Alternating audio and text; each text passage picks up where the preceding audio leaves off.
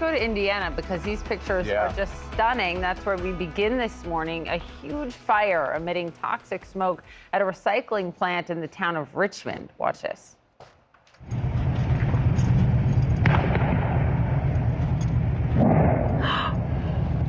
And can you imagine standing there filming this like this person did? The flames prompting officials to issue evacuation orders for about 2,000 people there. Unknown plastics are burning at the plant, sending a giant pillar of black smoke all over Richmond. Officials are now waiting on air monitoring test results to help decide how long people are going to have to stay evacuated. Firefighters say when they responded to the scene, they discovered a semi-trailer engulfed in flames. It was fully loaded with unknown type of plastics. The fire spread from the semi-trailer to other piles of plastics that were around the trailer. We only had one access into where the fire was. All the other access roads were blocked by piles of plastic and other semi-trailers.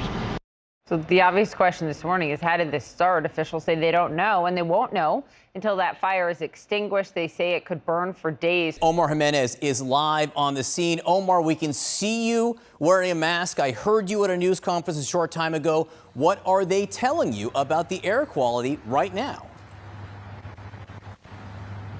Yeah, John, for starters, when it comes to the air quality, the concern here is particulates from smoke matter at this point. Obviously, in the plume itself, they say that that is where the toxicity is. But as far as the ground level air, which of course is what people would be breathing, smoke is the real issue. So that's part of why we're wearing this mask. I want to give you a glimpse of what this fire is looking at. In the daylight, you can see the epicenter of sorts of where this fire has been burning from. This is where a lot of the fire crews have been placing some of their attention. Throughout the morning, they have been placing a lot of water here. They've now moved to a separate part of the area itself. But when we talk about what is actually burning, as we understand, at first it was a semi-trailer full of plastics that was on fire. Those flames eventually spread to some piles of plastic and then eventually this compound. The fire chief said in particular, this compound in total is about 14 acres worth of plastic inside, and that about 13 and a half acres have burned so far at this point. We just got a briefing from a whole host of officials at the state level, local level, and federal level as well, some representatives from the EPA. But take a listen to one of those officials as they explained a little bit of what they are dealing with here. These are very fine particles, and if they're breathed in, can cause all kinds of respiratory problems. Burning of the eyes, tightening of the chest. It could aggravate asthma, it could cause bronchitis and all kinds of things. So we are stressing to the public to honor the evacuation zone. It's for your safety that the evacuation zone is there. And if you can see the smoke, you're in the smoke, get out of the smoke. And as of now, the evacuation zone is about a half-mile radius from these flames. About 2,000 people in this 35,000 person town have been affected by those orders. And to be clear, one of the things that fire officials did say is that the fire, the good news, is contained at this point to the recycling plant itself. The fire itself not spreading into the neighborhoods, but Omar, clearly the smoke and the air quality issues are. So just, you know, again, we see you there. I see the smoke behind you. What's it like to be there? Yeah, at this point, you know, there is a smell in the air. Obviously, you can't go far without seeing this in particular. And we were talking to a resident who lives in that evacuation zone who literally got the order, did not hesitate, and left. And even if she had not gotten the order, if she just looked outside, she would have seen that thick plume of black smoke. She was essentially right in it. Take a listen to some of what she told us earlier this morning.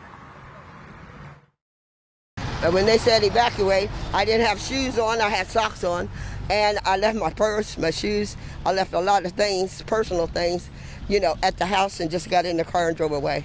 I'm still worried because they're telling us they don't know what was burning, and that, you know, irritation may occur, skin problems, you know, and my eyes were kind of like matted, and I put warm cloths on that. I didn't go to the hospital, but it's available for us. And the mayor told us that today the focus is on the residents, but also the first responders who are in there actually battling this blaze. But when you talk about what may have caused this, we still don't know what that is at this moment. But the mayor here was not mincing words and said that the building owner, the owner of this property, is the one that is responsible for this, because he says they've had issues with this property before, that they've been cited before, that there were fire hazards cited on this location, and that this location had been given an order that they were unsafe. And to use some of the words of the fire chief, they did not wonder if something like this would happen, but when, and now it appears it has. So we're trying to find more details on that, but the mayor, the fire chief, did not hold back words when they pointed the blame very quickly, even in these initial stages. And I should also mention as well, the fire chief said the most difficult part about getting to this was that a lot of the entrances were blocked with debris of plastic. So one of their initial problems was just trying to be able to get to the property to fight this flame that obviously you can see from miles away here, John. It is shocking to see the harm caused to the environment and potentially to the health of those exposed to the toxic fumes. Such incidents highlight the importance of proper waste management and environmental regulations to prevent similar incidents from happening in the future. It is important for authorities to investigate the cause of the fire and take appropriate measures to mitigate any negative impacts it may have caused.